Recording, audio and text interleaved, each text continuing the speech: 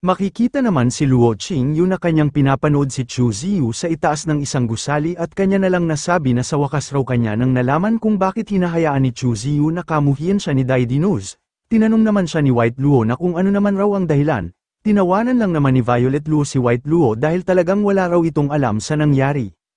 Paliwanag pa niya kay White Luo na kahit patuloy pa raw na tawagin ni Chu Ziyu ang kanyang sarili na siya ay kalaban ng lahat, na isang dakilang kontrabida na si Demon Chu, pero sa kanyang kalooban ay isa talaga siyang masugid sa relasyon.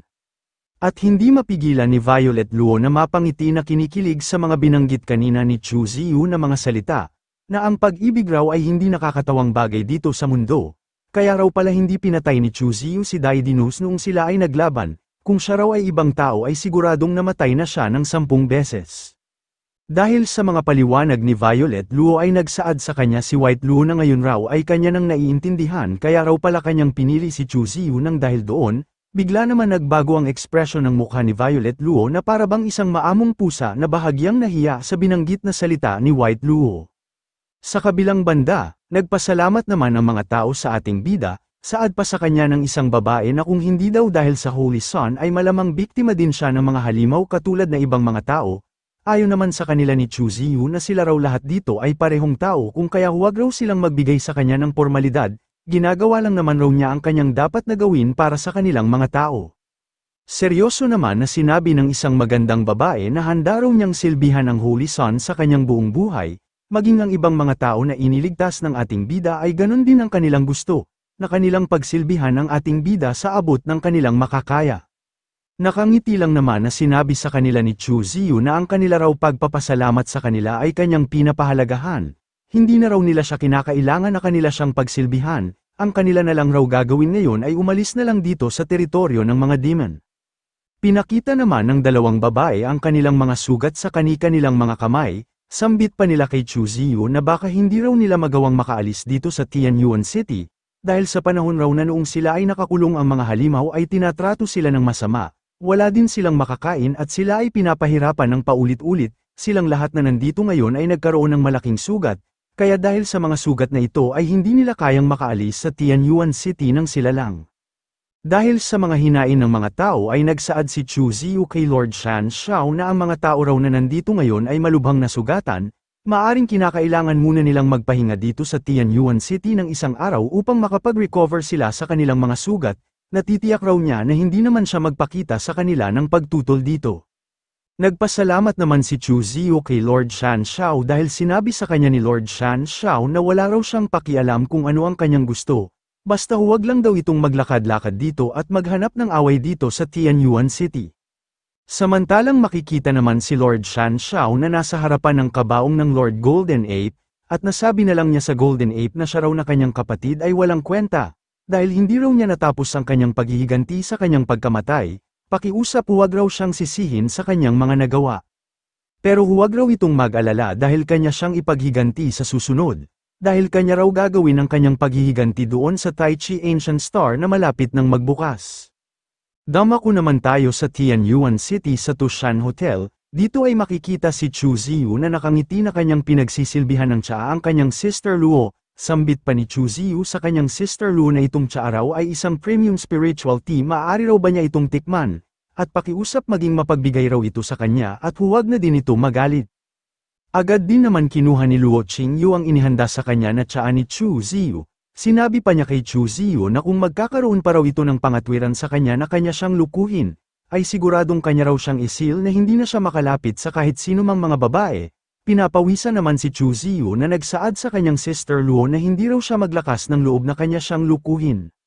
Sa kabila ng pag-uusap ng dalawa ay dumating naman si Yuer sa kanilang silid at kanyang ipinaalam sa kanyang Panginoon na ang mga tao raw na nandito ngayon ay kanilang inaalagaan ng mabuti, dahil doon ay pinuri naman sila ni Chu Ziyu habang hindi pa rin maalis ang kanyang tingin sa kanyang auntie Luo. Sinabi pa ni Chu Ziyu sa dalawa na sila raw dalawa ay mayroon pang kinakailangan na gawin. Ang una ay kanilang imbestigahan ang kanilang kalagayan at kung nakita nilang dalawa na ang kanilang mga katawan ay nasa mabuting kalagayan ay kanila silang imbitahan na pumunta doon sa loob ng Taisu Holy Ground, at ang pangalawa kanilang i-brainwash ang kanilang isipan, at kanilang bigyan diin sa kanilang isipan ang kanyang pagsisikap at paghihirap dito sa Tianyuan City, kanila din ipakalat ang balita na kanyang pinatay ang Lord Golden Ape.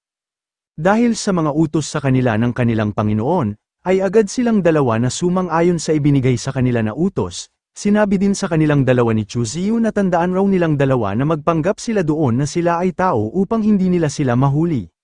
Samantala ang Lord of Thousand Faces naman ay nagbigay ng utos sa dalawang nilalang na kanila raw ipakalat sa buong mundo ang balita na si Chu Ziyu ay kanyang pinatay ang Lord Golden Ape ng walang awa.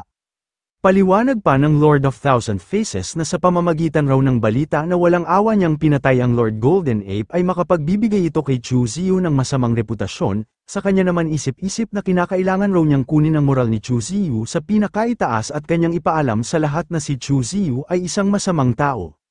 Sabay sumigaw ng malakas ang Lord of Thousand Faces na halos maririnig sa buong lugar ang kanyang tinig na ang Holy Sun raw ay kanyang pinatay ang Lord Golden Ape sa ngalan ng hustisya. Ang Holy Sun raw ay lumusat sa Tianyuan City upang kanya lang iligtas ang mga tao. Ang Holy Sun ay matapang at walang takot, maswerte ang sangkatauhan dahil mayroon silang ganitong bayani.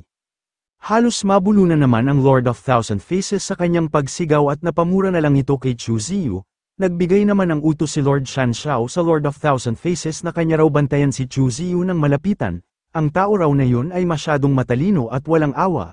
Huwag niyang hayaan na magdulot muli si Chu Ziyu ng problema muli. Kahit nalabag sa kalooban ng Lord of Thousand Faces ay sumang-ayon na lang ito sa ibinigay na utos sa kanya.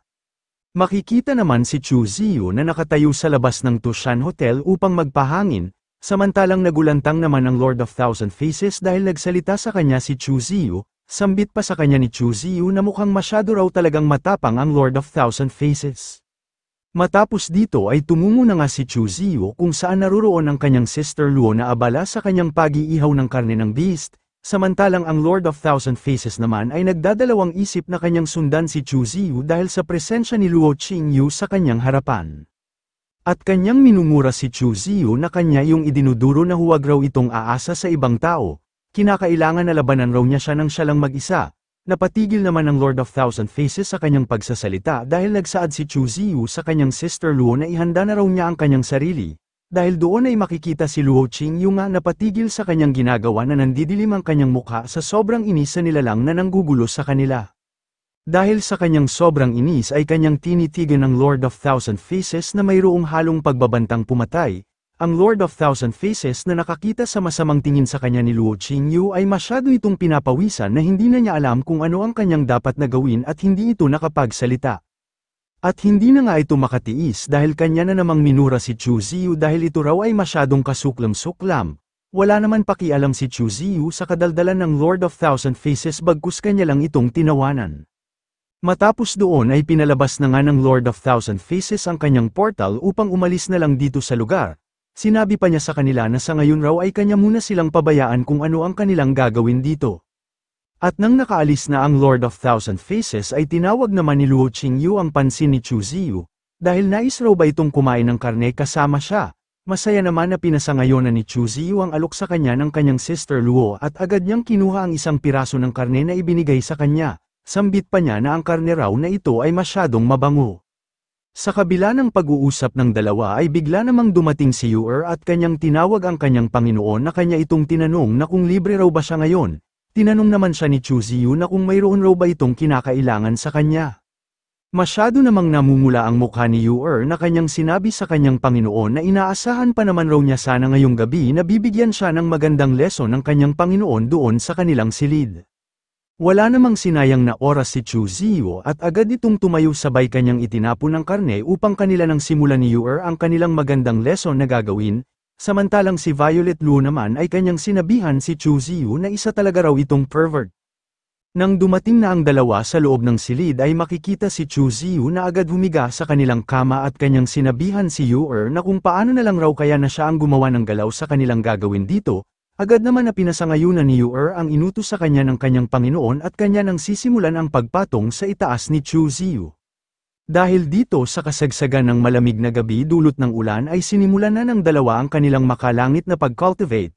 Matapos magtikiman ang dalawa sa kani-kanilang katawan ay tinanong ni Yuer si Chu Ziyu na kung paano na lang raw kaya na isama siya ng kanyang Panginoon doon sa teritoryo ng mga tao, dahil gusto niyang samahan kahit saan magpunta ang kanyang Panginoon. Tumugon naman sa kanya si Chu Ziyu na ang maganda raw para sa kanya na manatili na lang dito sa teritoryo ng mga halimaw, bilang kanyang mata dito at mag-spy sa kanya, at huwag din itong mag-alala dahil dadalawin naman niya siya dito kapag mayroon siyang bakante na oras. Makalipas ang ilang oras ay lumipad na nga ang flying ship na sinasakyan ni Chu Ziyu upang bumalik na doon sa teritoryo ng mga tao. Ang mga halimaw naman nga nanonood sa flying ship na sinasakyan ni Chu Ziyu ay kanila na lang nasabi na sa wakas raw umalis na sa kanilang teritoryo ang Taisu Holy Sun, sa ngayon raw ay maaari na silang makapag-relax dahil wala na silang babantayan. Samantalang sa loob naman ng flying ship ay makikita dito si Chu Ziyu na seryoso na nag-cultivate, at habang ito ay nag-cultivate ay bigla naman nag-react ang kanyang formation na kanyang inilagay sa loob ng kanyang silid. Dahil doon ay napatigil si Chu Ziyu sa kanyang pag-cultivate at kanyang iminulat ang kanyang mga mata na kanyang tinanong ang nasa labas sa kanyang silid na kung sino raw ito. Ang tao pala na tumungo sa labas ng pintuan sa silid ni Chu Ziyu ay isang babae. Pakilala pa niya sa ating bida na siya raw ay si Anki, kanya raw binabati ang Holy Sun. Tinanong naman siya ni Chu Ziyu na kung ano raw ba ang kinakailangan nito, bakit siya tumungo dito sa kanyang silid. Sinabi naman sa kanya ni Anki na pumarito daw siya dahil mayroon siyang mahalagang sabihin sa Holy Sun. At nang nakapasok na si Anki sa silid ni Chu Ziyu ay tinanong naman ito ni Chu Ziyu na magsalita raw ito kung ano ang kanyang gustong sabihin sa kanya. Nagdadalawang isip naman si Anki na kanyang isiwalat kay Chu Ziyu ang kanyang problema dahil baka mayroong ibang makarinig sa kanyang sasabihin. Agad naman siyang pinahinahon ni Chu Ziyu dahil huwag raw itong mag-alala dahil wala naman raw ibang makakarinig dito sa kanyang isisiwalat sa kanya. Nang nalaman ni Anki na walang ibang pwede na makarinig sa kanila ay nagpasalamat muna ito kay Chu Ziyu bago niya ipaalam sa ating bida ang kanyang lihim. At dahil dito ay nilagyan ni Anki ng kakaunting aura ang kanyang noo upang ipakita sa ating bida ang kanyang itinatago. Dahil doon ay makikita sa noo ni Anki ang parang kristal na lumabas sa kanyang noo.